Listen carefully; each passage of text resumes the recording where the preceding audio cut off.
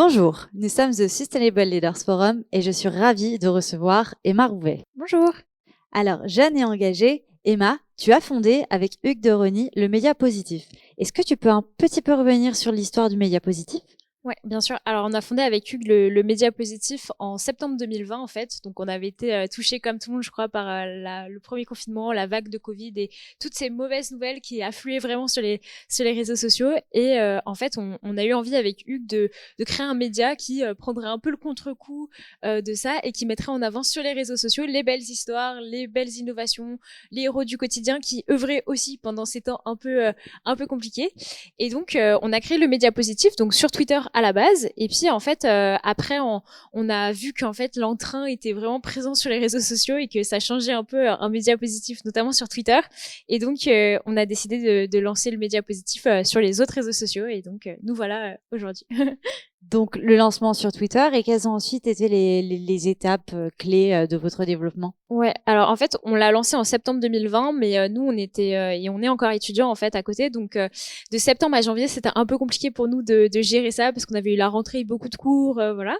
Et en fait, c'est en janvier 2021 qu'on s'est dit, ok, il faut qu'on prenne une bonne résolution. On se met à fond sur le Média Positif. Il y avait eu le deuxième confinement entre temps. Donc, en janvier, on a vraiment, c'était beaucoup moins artisanal. On a vraiment ritualisé un nombre de tweets par jour.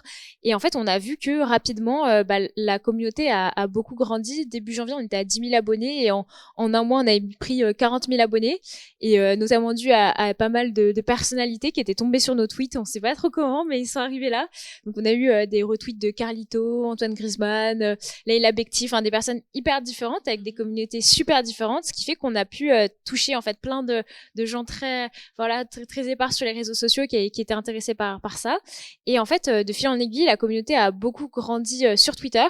Et en fait, on s'est dit, on n'a pas envie de créer cette bulle positive que sur Twitter, mais on a aussi envie de la faire grandir sur les autres réseaux sociaux. Et donc, on a créé sur Instagram, TikTok, Facebook et LinkedIn. Quand tu dis histoire positive, c'est vrai que vous avez targeté, j'ai envie d'employer ce mot, des entreprises, des startups, et il y a aussi certaines thématiques qui vous sont très chères.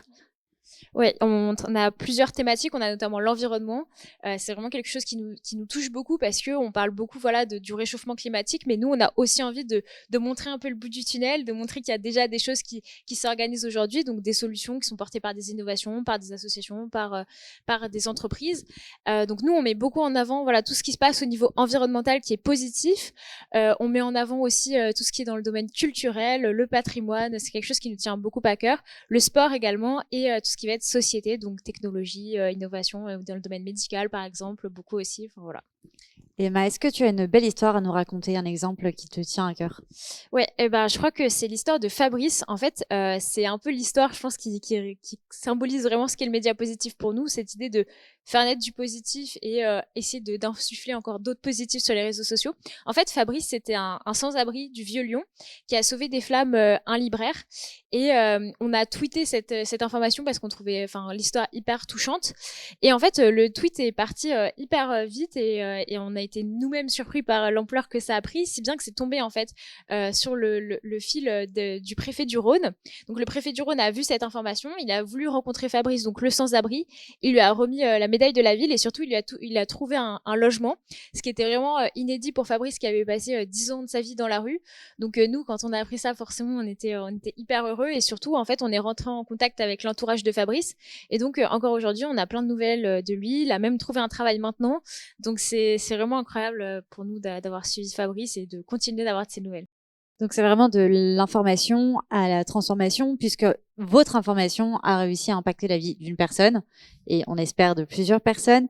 Donc est-ce que tu as une petite réflexion à nous partager sur justement l'impact que peuvent avoir les réseaux sociaux ? Ouais, c'est vrai qu'on parle souvent des réseaux sociaux sous un angle assez négatif. On dit souvent que c'est anxiogène et tout, mais nous, on a vraiment envie de montrer qu'on peut prendre le contre-pied et que cette bulle positive qu'on a peut-être réussi à un petit peu faire naître sur Twitter, qu'elle peut encore grossir. Plus les gens rejoindront l'aventure et plus on arrivera. Et je pense que certes, les réseaux sociaux, ça peut être responsable de choses pas très gaies, mais ça peut aussi être à l'origine d'élan de solidarité, d'actions communes. Et ça, j'y crois beaucoup. Et je pense que petit à petit, on pourra inverser un peu le paradigme. Que peut-on souhaiter aux médias positifs pour les prochains mois, années ? Et ben de continuer à toujours embarquer de plus en plus de monde dans cette aventure positive, et puis voilà, développer nos réseaux sociaux. On a aussi un site internet et une newsletter qu'on essaye de vraiment développer autour d'articles un peu plus fouillés que des tweets qui sont limités en caractères. Donc on a envie de continuer de travailler avec des entreprises, des startups, des associations autour de reportages, autour de portraits, un petit peu tout ça, tous ces formats. Eh bien, c'est un média à suivre et je te remercie d'être venu avec nous aujourd'hui au Sustainable Leaders Forum. On se retrouve dans quelques mois, voire quelques années pour faire un point sur tout ça et félicitations. Merci beaucoup, à bientôt.